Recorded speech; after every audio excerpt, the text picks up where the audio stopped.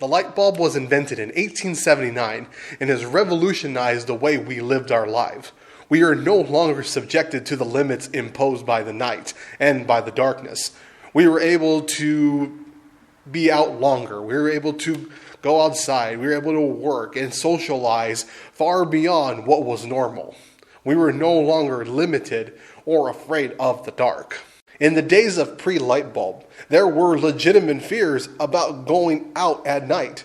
It would be because during this time, that's when the thief, the murderer, those people would come out to commit their crimes because they would use the cloak of darkness in order to avoid arrest. Now, though there were many concerns to venture outdoors, there were also a lot of things to be considered indoors pre-light bulb. In fact, it was common practice that before you would turn in for the night, you would push all your furniture against the wall. That way, in case you needed to get up in the middle of the night, you wouldn't walk into it.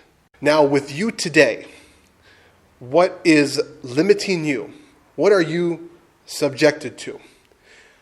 Just as in the pre-light bulb days, where people were afraid to go outside because of what lurked out there, what is lurking in the dark corners of your life? What's preventing you from being all that God has created you to be? Jesus said that he is the light of the world, and that whoever follows him will not walk in darkness because they will have the light of life. Jesus came and showed us what it was like to be a child of God, what it meant to live God's way. And when you follow him, God's word begins to illuminate those corners in your life. You'll begin to see your path. So it's my encouragement to you that you're living in a time when the light is here. The light is before you. God's word, Jesus himself. But it's up to you to take that light and step out into a dark world. Whether that world is physically outside or your world. What is in your world that needs light put on it?